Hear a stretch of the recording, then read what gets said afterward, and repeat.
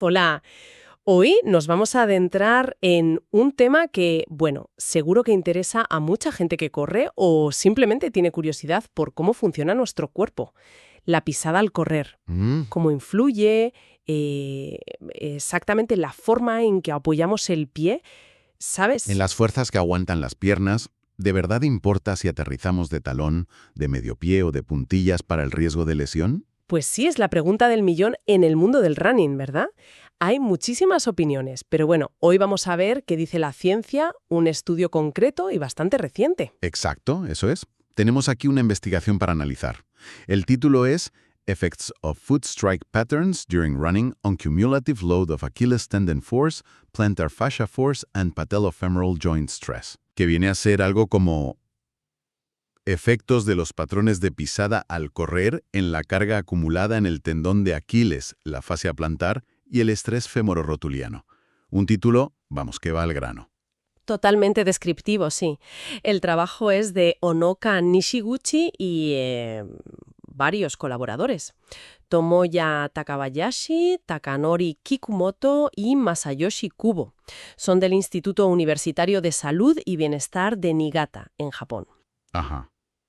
Y se ha publicado en el Journal of Sports Science and Medicine, volumen 24, páginas 747 a 754, de este mismo año, 2025. Para quien quiera ir directo a la fuente, el DOI es el que aparece en la descripción.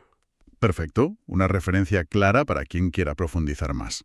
Vale, pues nuestra tarea hoy es desmenuzar un poco qué dice este estudio sobre cómo los tres patrones principales de pisada, o sea, RFS, talón, MFS, medio pie y FFS, antepié, cómo impactan en zonas clave. Tendón de Aquiles, fascia plantar y la articulación de la rodilla, la femororotuliana. Eso es. Y un punto que me parece crucial. No se fijan solo en los picos de fuerza, ¿verdad? Sino en la carga acumulada. Y eso, Eso es fundamental, porque las lesiones típicas del corredor, tendinopatía de Aquiles, fascitis plantar, dolor de rodilla, suelen ser por sobrecarga, por la repetición, ¿sabes? No tanto por un golpe aislado y súper fuerte. Justo ahí quería llegar. ¿Podría este enfoque en la carga acumulada darnos, no sé, pistas nuevas para prevenir o entender mejor estas lesiones tan comunes? Venga, vamos a explorar esto. Vamos a ello. Empecemos por situar un poco el tema. Los tres patrones que decíamos. RFS, talón, MFS, medio pie, más plano, y FFS, antepié, casi de puntillas. Ya sabemos que las lesiones por sobrecarga son, bueno, un fantasma para muchos corredores. Efectivamente. Y aquí es donde este estudio aporta algo interesante, porque muchas investigaciones anteriores tendían a simplificar un poco. Comparaban RFS con todo lo demás, ¿no? Agrupaban MFS y FFS. Como si fueran lo mismo, biomecánicamente. Claro. O se centraban solo en el pico de fuerza, el momento de máximo impacto. Y eso puede ocultar matices, sobre todo porque la pisada de medio pie, MFS, no es tan rara. Cierto. ¿Qué porcentaje más o menos usa MFS? Pues mira, hay estudios que hablan de cifras significativas. Por ejemplo, un 36% en corredores de media maratón. No es algo anecdótico, vamos. Pero a menudo quedaba ahí, diluido. Y este estudio lo aísla. Eso es. Lo analiza por separado, junto a RFS y FFS. Y como decíamos, mete la variable de carga acumulada que calculan como impulso por milla. Es un intento de medir ese efecto repetitivo. Entendido. Y además, que analicen a la vez el tendón de Aquiles, ATF, la fascia plantar, PCF, y la rodilla, PGJS, bajo las mismas condiciones. Eso parece muy útil, ¿no? Para tener la foto completa. Sí, permite ver cómo cada pisada redistribuye las cargas entre tobillo y pie por un lado y la rodilla por otro, algo que análisis más focalizados a veces no capturan tan bien. Muy bien, pues veamos cómo lo hicieron. La metodología. ¿Cómo fue el experimento? Pues reclutaron a 20 participantes, hombres sanos, y les hicieron correr en un laboratorio a 10 kilómetros por hora. Y un detalle importante, corrían descalzos. Vale, cada punto tiene su lógica. Que fueran solo hombres busca reducir la variabilidad. Ya sabes, hay diferencias biomecánicas conocidas entre sexos. Así aíslan mejor el efecto de la pisada en sí. Y supongo que lo de ir descalzos era para quitar el factor zapatilla, ¿no? Ver el pie al natural. Exacto. Para ver la función pura del pie y tobillo sin amortiguación ni soporte externo. Y también, desde un punto de vista técnico, facilita la colocación precisa de los marcadores reflectantes para la captura de movimiento 3D. Van directos a la piel, sobre referencias óseas. Menos error. ¿Tiene sentido?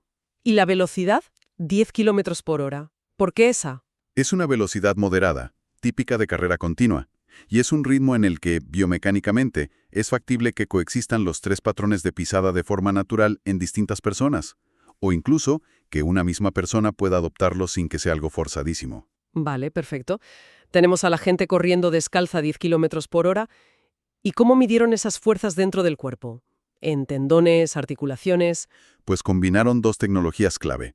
Por un lado, captura de movimiento 3D, con cámaras infrarrojas y marcadores, para ver la cinemática, los ángulos de las articulaciones, cómo se mueven. Ajá. Y por otro, plataformas de fuerza en el suelo, para medir las fuerzas de reacción del suelo cada vez que el pie impacta.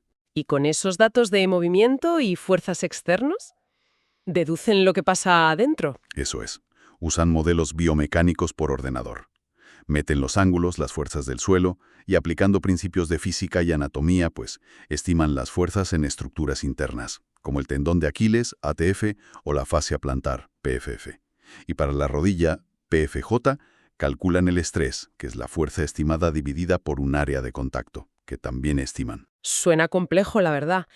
Pero lo importante, como decíamos, es que no se quedaron solo con el pico máximo en cada pisada. Correcto, eso es lo diferencial aquí. Midieron dos cosas para cada estructura. El valor máximo, el pico, y el impulso por milla. El impulso básicamente es la fuerza aplicada a lo largo del tiempo de apoyo en cada zancada. Vale. Y si calculas eso por zancada y lo multiplicas por cuántas zancadas das en una milla, pues tienes una medida de la carga acumulada total en esa distancia. Y ahí está, lo fascinante, ese intento de cuantificar el efecto suma, el desgaste por repetición, que parece ser el origen de muchas lesiones crónicas. Clarísimo. Ahora, vayamos entonces a los resultados. ¿Qué pasó con el tendón de Aquiles y la fascia plantar? Ahí en el tobillo y el pie. Pues aquí viene uno de los mensajes gordos del estudio. Tanto la fuerza máxima como, y ojo, la carga acumulada, el impulso por milla, en el tendón de Aquiles y en la fascia plantar fueron significativamente más altas al correr con FFS, o sea, de antepié. ¡Ostras! O sea, que ir de puntillas machaca más el Aquiles y la fascia. Justo eso.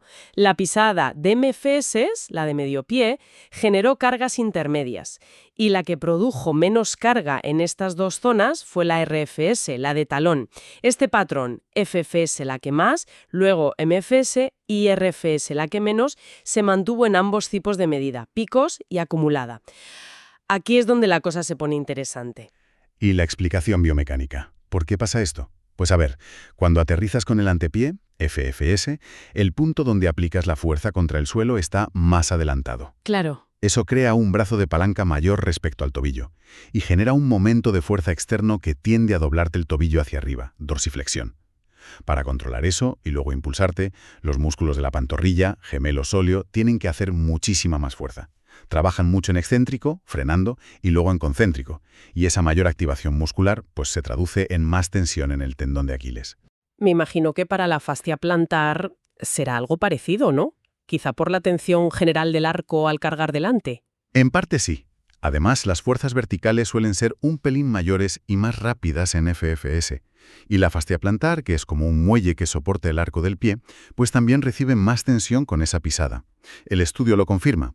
La fuerza en la fascia siguió el mismo orden. FFS la más alta, MFS en medio, RFS la más baja. Y recalcabas que MFS siempre quedaba en medio para estas dos estructuras. Sí, consistentemente. Y otro punto importante que destacan los autores. Al comparar los tres patrones, las diferencias medidas como tamaño del efecto fueron mayores cuando miraban la carga acumulada, impulso por milla, que cuando miraban solo los picos. O sea que la carga acumulada como que discrimina mejor, muestra más claramente la diferencia entre pisadas para estos tejidos. Eso parece sugerir, sí.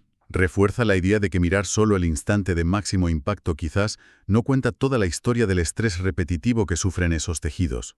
Muy bien, eso cubre tobillo y pie. Pero, ¿qué pasó en la rodilla? con el estrés en la articulación fémoro-rotuliana, PFJS, pues aquí la historia cambia radicalmente. El estrés máximo y, de nuevo, la carga acumulada en la rodilla fueron significativamente mayores con la pisada de talón, RFS, y la de medio pie, MFS. Ajá. La pisada que generó menor estrés en la rodilla fue la de antepié, FFS. O sea, justo al revés. Lo contrario que en Aquiles y fascia. Como si se intercambiaran las cargas, ¿no? Tal cual, si el tobillo y el pie parecen sufrir más con FFS, la rodilla parece aliviarse. ¿Cuál es el mecanismo aquí? ¿Por qué? Pues la explicación principal tiene que ver con cuánto se dobla la rodilla durante el apoyo. Los patrones RFS y MFS suelen ir asociados a mayores ángulos de flexión de rodilla justo al impactar y durante la fase de máxima carga. ¿Vale? Para controlar esa mayor flexión y absorber el golpe, el cuádriceps tiene que trabajar más intensamente. ¿Y si el cuádriceps trabaja más? Pues tira más fuerte del tendón rotuliano, y eso aumenta la compresión de la rótula contra el fémur. Es decir, sube el estrés en la articulación fémoro-rotuliana, PFJS. La idea es que en RFS y MFS, la rodilla como que asume un papel más protagonista en absorber el impacto. Mientras que en FFS, si hemos entendido bien antes, esa amortiguación la hacía más el tobillo. Eso parece. En FFS, mucha de la absorción inicial del golpe la gestiona el trabajo excéntrico de los músculos de la pantorrilla, controlando la flexión plantar. Y eso parece que le quita trabajo a la rodilla en esa función, resultando en menor estrés fémoro-rotuliano. Fascinante. Y en el caso de la rodilla, ¿la pisada de medio pie MCS se parecía más a la de talón, RFS, o a la de antepié, FFS? Para el estrés en la rodilla, los datos dicen que MFS se comportó de forma muy parecida a RFS. Las dos generaron un estrés significativamente mayor que FFS. Y, otra vez, el estudio insiste. Las diferencias entre patrones se veían más claras, mayor tamaño del efecto, al mirar la carga acumulada en una milla, que al mirar solo los picos de estrés. O sea que, si conectamos esto con el panorama general que decías antes... Pues sí, se dibuja una imagen de compensación biomecánica bastante clara, ¿no? Patrones como RFS, que parecen proteger Aquiles y fascia, tienden a cargar más la rodilla. Y al revés, FFS, que alivia la rodilla, pues aumenta la carga en Aquiles y fascia. No parece que haya una pisada mágica que minimice todo a la vez. Lo cual nos lleva a la pregunta del millón. ¿Y ahora qué? ¿Qué hacemos con esto? Si RFS es mejor para unas cosas y FFS para otras, ¿cuál elegimos? ¿O qué? Es la cuestión clave, ¿sí? Y la respuesta, pues requiere prudencia. Lo primero, recordar la advertencia clásica. Cambiar de patrón de pisada a propósito, sobre todo si se hace de golpe, sin adaptación, puede ser comprar papeletas para otra lesión distinta. Claro, pasar de RFS a FFS de repente, para salvar la rodilla, podría freír un tendón de Aquiles que no está acostumbrado a esa demanda. Exactamente. Y aquí es donde la pisada de medio pie, MFS, podría tener un papel interesante como sugiere este estudio. Como da cargas intermedias en Aquiles y fascia, menos que FFS, pero más que RFS, pues quizás sea una opción para hacer transiciones más seguras. ¿Cómo funcionaría eso? A ver, pon un ejemplo práctico.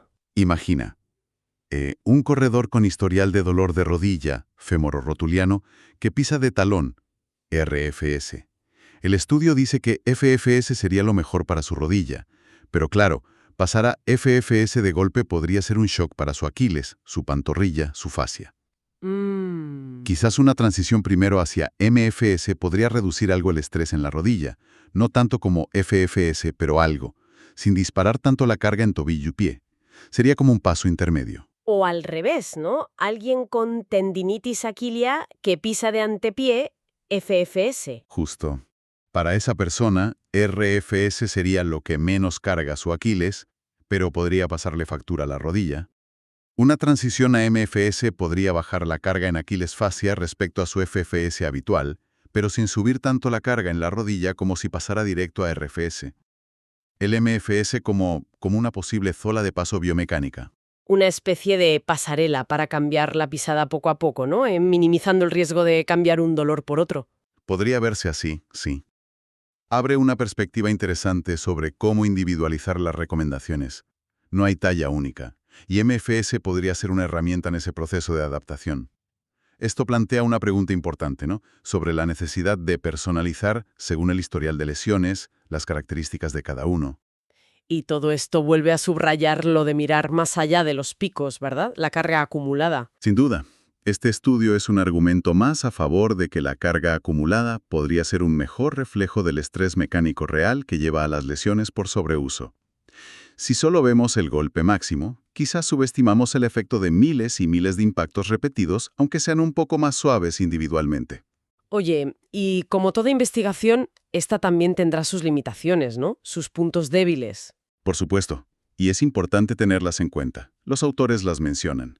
Primero, la muestra. Hombres jóvenes, sanos, no necesariamente corredores expertos ni acostumbrados a usar los 3 patrones. Aunque les dieron tiempo para practicar, quizá la ejecución de algún patrón no era 100% natural para todos. Y lo de correr descalzos, que metodológicamente está bien, pero claro, limita un poco el poder aplicarlo directamente a correr con zapatillas. Exacto. El calzado deportivo moderno, con amortiguación, soporte, geometrías, puede cambiar bastante la biomecánica y cómo se reparten las cargas. Los resultados podrían ser distintos con zapatillas. ¿Alguna otra limitación así importante? Pues señalan también que, aunque diferenciaron bien los 3 patrones por el ángulo de contacto del pie, había cierta variabilidad individual. Y en algunos casos, los ángulos registrados para MFS se solapaban un poco con los de RFS o FFS. Esa falta de separación perfecta podría haber, atenuado algunas diferencias. Son puntos importantes, sí, para no sacar conclusiones demasiado generales. Los resultados son valiosos, pero en su contexto. Hombres sanos, descalzos, a 10 kilómetros por hora. Efectivamente, es una pieza importante del puzzle, pero no es toda la imagen ni la respuesta definitiva. Perfecto. Pues hagamos una recapitulación rápida de las ideas clave que hemos sacado de este análisis. Venga. Primero, pisar de antepié, FFS, carga más el tendón de Aquiles y la fascia plantar, tanto en pico como en acumulado. Ujú. Segundo, pisar de talón, RFS, y de mediopié, MFS, cargan más la rodilla, articulación femororotuliana. Correcto. Tercero, la pisada de mediopié, MFS, tiene un perfil intermedio para Aquiles y fascia. Podría ser útil en transiciones de técnica. Mm. Y cuarto, la carga acumulada a impulso por milla parece ser un indicador más sensible, que diferencia mejor los efectos de cada pisada que los picos de fuerza o estrés. Una síntesis muy buena de los hallazgos principales y sus posibles implicaciones. Y para cerrar, lancemos esa reflexión final, ¿no? Ese pensamiento para darle una vuelta. Pues mira, conectando con lo último, lo de la carga acumulada. Si esta métrica, que refleja el estrés repetitivo, parece que distingue mejor entre patrones que los picos, ¿no deberíamos replantearnos cómo monitorizamos la carga de entrenamiento? ¿O cómo diseñamos la prevención? ¿A qué te refieres? A que muchas herramientas actuales, wearables, análisis de laboratorio, a menudo se centran mucho en métricas de pico, impacto máximo, tasa de carga.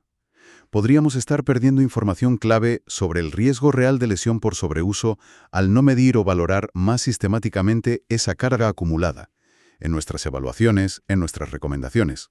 Es una pregunta muy pertinente, sí, que invita a pensar en cómo evolucionan las herramientas y los enfoques en biomecánica y prevención. Ahí queda eso. Todos los detalles, recordamos el título: Effect of Foot Strike Patterns During Running on Cumulative Load of Achilles Tendon Force, Plantar Fascia Force and Patellofemoral Joint Stress. Los autores son Nishiguchi y colaboradores, publicado en el Journal of Sport Science and Medicine en 2025. Una lectura muy recomendable. Sin duda. Aportará valor a profesionales de la salud deportiva, entrenadores y a cualquier corredor o corredora que quiera entender mejor la ciencia que hay detrás. Y con esto, pues terminamos nuestro análisis de hoy. Confiamos en que haya sido útil, que haya aportado claridad y nuevas ideas. Recuerden seguir nuestro canal y activar las notificaciones para no perderse futuras exploraciones como esta. Hasta la próxima. Hasta pronto.